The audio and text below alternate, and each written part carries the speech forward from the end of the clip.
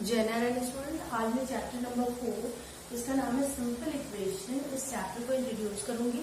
और चैप्टर को इंट्रोड्यूस करने के जस्ट पहले मैं आपको कुछ बेसिक टर्म्स हैं उसको एक्सप्लेन करूंगी। तो सबसे पहले क्या है हमारा वेरिएबल।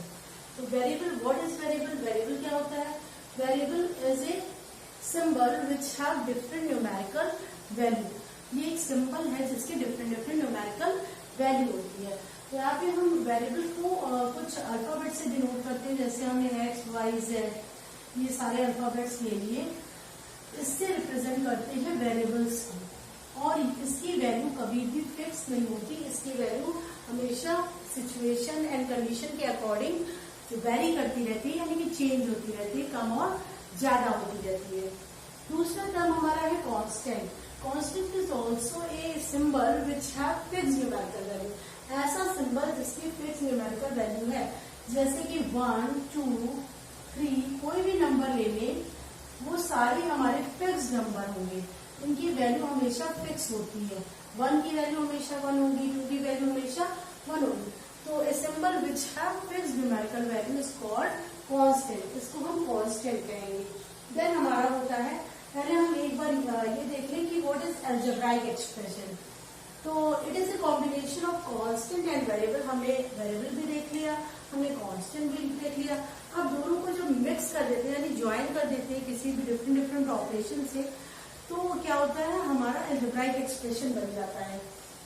क्योंकि अलजेब्राइक एक्सप्रेशन का यूज इक्वेशन में होता है, तो इसके पहले हमने अलजेब्राइक एक्सप्रेशन आपको बता दिया कि it is a combination of variable and constant. कोई भी एक वेरिएबल ले लिया हमने और एक कांस्टेंट ले लिया और इनको ज्वाइन कर दिया ऑपरेशन से, जो कि हमारा addition, subtraction, multiplication and division 4 operations होते हैं, उनसे ये कनेक्टेड होते हैं। तो ये हमारा अलजेब्राइक एक्सप्रेशन हो गया।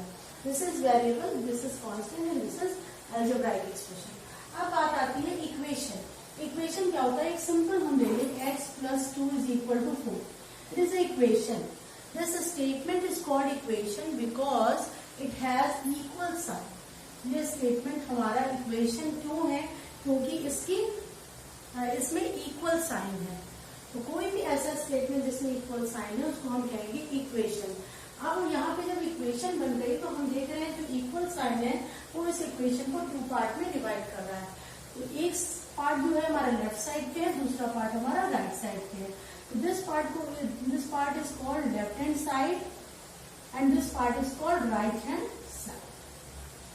एक पार्ट जो लेफ्ट साइड में होगा उसको हम कहेंगे लेफ्ट हैंड साइड, और दूसरा हमारा पार्ट राइट साइड में है उसको हम कहेंगे राइट हैंड साइड। और इक्वेशन कैसे बनती है? वो भी कॉम्बिनेशन होता है वेरिएबल एंड कांस्टेंट। इसमें जो x है वो वेरिएबल है and 2 and 4 both numbers are constant because इसकी वैल्यू x वेरिएबल है हमारा, क्योंकि ये अल्फाबेट है, और y हमारा वो 2 and 4 हमारे यहाँ पे कांस्टेंट है जिनकी वैल्यू फिक्स है। अभी हमने वेरिएबल और कांस्टेंट के बारे में पढ़ा था। अब हम नेक्स्ट टॉपिक लेके चलेंगे, how to satisfy any equation. तो इसको देखने के लिए, यानी कि how to satisfy any equation या how to putting value in any equation, दोनों ही सेम चीज है कि कैसे किसी इक्वेशन में अगर कोई वैल्यू हमें क्वेश्चन में दी गई है तो उसको कैसे किसी इक्वेशन में पुट करेंगे। तो उसके लिए हम एक सिंपल इक्वेशन लेके चलेंगे, x + 5 = 10। ये हमने ले लिया। अब क्या करेंगे? Putting the value of x in this equation. तो सपोज आपको वैल्यू मिली है x = 3 और x = 3 मिली है, फिर x = 5 मिला है, x = 3 and 5 दो लेके चलते हैं। तो यहाँ पे हम क्या करेंगे? Put the value of x in this equation. इस इक्वेशन में x की वैल्यू पुट करेंगे। तो हमने x की जगह पे पुट किया 3, तो x की जगह पे 3 लिखेंगे प्लस साइन देन 5, और इसकी वैल्यू होती है 8, और it is not equal to 8 is not equal to 10, यानी कि हमारा जो लेफ्ट हैंड साइड है वो राइट हैंड साइड के इक्वल नहीं है। यहाँ पे हमें जैसा कि दिख रहा है कि लेफ्ट साइड पे हमने एक वैल्यू पुट की और इसमें 8 आ गया, और जो राइट साइड हमारा दिया था उसकी वैल्यू 10 है। तो left hand side right hand side के इक्वल नहीं है। तो हम कह देंगे ये पर्टिकुलर जो वैल्यू है इसके लिए ये इक्वेशन सेटिस्फाई नहीं कर रहा है। अब नेक्स्ट दूसरा एग्जांपल ले लें। अगर x की वैल्यू हम 5 लेते हैं तो फिर से हम इक्वेशन लिखते हैं x + 5 = 10 for the value of x। 5x की जगह 5 रखेंगे, 5 + 5 हो जाएगा 10 and this 10 = 10 because left side में भी 10 है और राइट साइड में भी 10 है। तो पर्टिकुलर x = 5 के लिए ये इक्वेशन हमारी सेटिस्फाइड हो रही है, यानी कि यहाँ हमारा लेफ्ट साइड राइट साइड की इक्वल आ जा रहा है।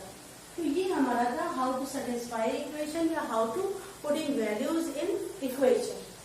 अब नेक्स्ट हमारा फॉर्मिंग इक्वेशन। अब हमें क्या है, कुछ क्वेश्चन में हमें दिया होता है कि हमें अगर स्टेटमेंट दिया है और हमें उसका कन्वर्ट करना है उसको इक्वेशन में, तो उसको कैसे हम करेंगे वो हम देखते हैं।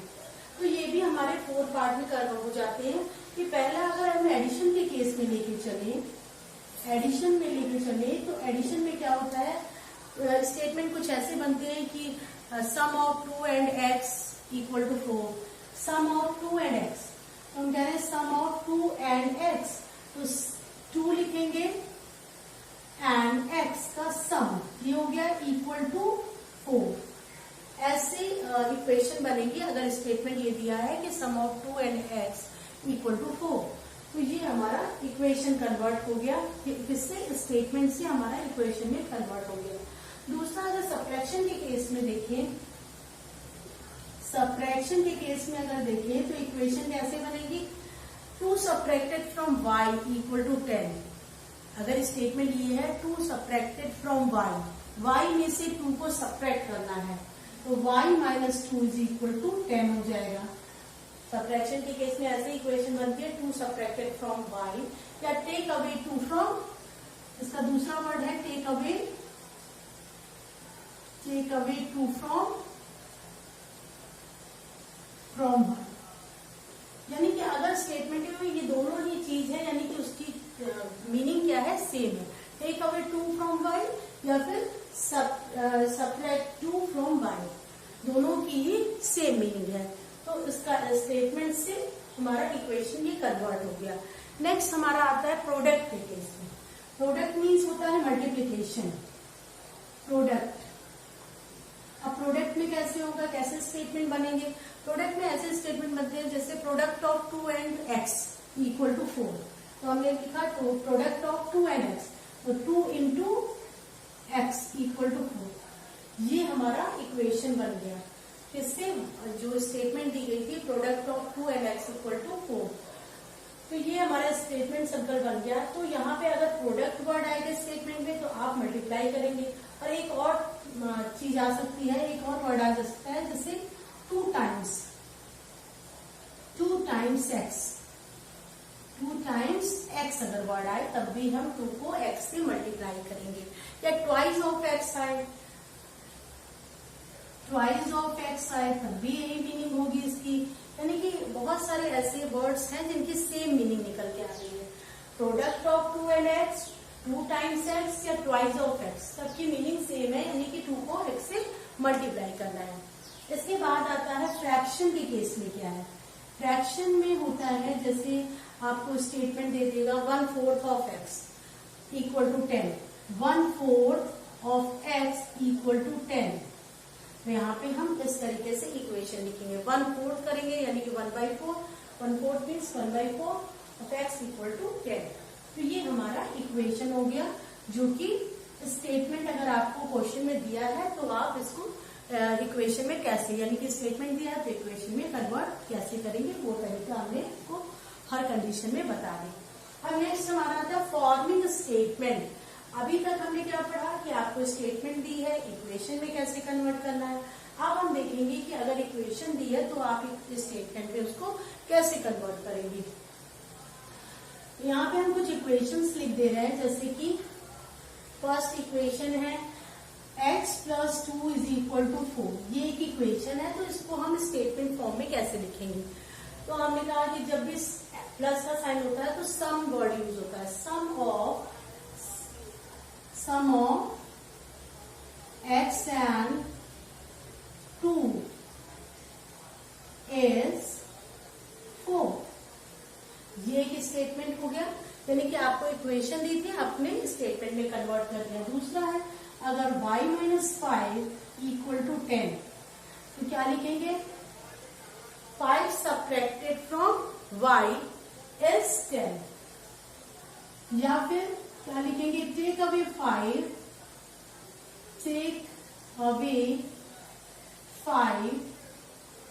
From y is 10। Take away कर रहे हैं, यानी कि y में से 5 माइनस कर रहे हैं। टेक अवे और सब्ट्रैक्ट करने का भी दोनों का सेम मीनिंग है। इसके बाद आपका आता है जैसे प्रोडक्ट ऑफ 2 and x या 2 times x equal to 10, 2 times x equal to 10, ये हमारा दिया है 2x इक्वल टू 10 एक इक्वेशन है। इसको क्या लिखेंगे? स्टेटमेंट फॉर्म में। तो इसको टाइम्स वर्ड यूज कर सकते हैं, product of 2 and x use कर सकते हैं, तो कोई भी वर्ड आप यूज कर सकते हैं। तो यहाँ लिखेंगे 2 टाइम्स x इक्वल 10। तो ये आपका इक्वेशन को हमने सिखा दिया आपको कि how to convert equation to statement, यानी कि कैसे हमको इक्वेशन से स्टेटमेंट भी कन्वर्ट करना है। ये कन्वर्जन था जो कि स्टेटमेंट का इक्वेशन का स्टेटमेंट में था। अब नेक्स्ट पॉइंट आता है ट्रायल एंड एरर मेथड। ये मेथड नाम से जैसे समझ में आ रहा है कि बार बार हमें ट्राई करना है कोई भी चीज। तो इसके लिए हम सिंपल एक इक्वेशन ले रहे हैं कि x plus 4 is equal to 6। This is एक सिंपल इक्वेशन। अब क्या करना है? ट्रायल एंड एरर, बार बार ट्राई करना है कि x की वैल्यू हम 1 by 1 पुट करते रहेंगे और ये चेक करेंगे कहाँ पे हमारी इक्वेशन सेटिस्फाइड कर रही है। तो if x is equal to 0, then put the value of x equal to 0 in this equation, 0 plus 4 and this is equal to 4 and 4 is not equal to 6। तो यहाँ पे सेटिस्फाई नहीं कर रही है इसमें, तो ये हमारा गलत हो गया। Next, if x is equal to 1 ले लिया, तो x की वैल्यू 1 पुट करिए, तो 1 plus 4 is equal to 5 and 5 is not equal to 6। तो ये भी हमारा रॉन्ग हो गया। जहां पे हमारा इक्वेशन सेटिस्फाइड कर लेगा वहां पे हम इसको स्टॉप कर देंगे। फिर हम लेते हैं if x is equal to 2, then put the value of x is equal to 2, so 2 plus 4 is equal to 6 and 6 is equal to 6, that means left hand side is equal to right hand side।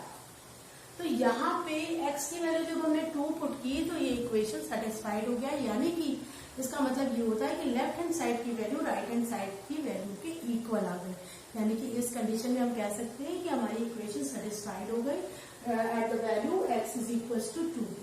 तो ये आज का हमारा topic था। Thank you, have a nice day.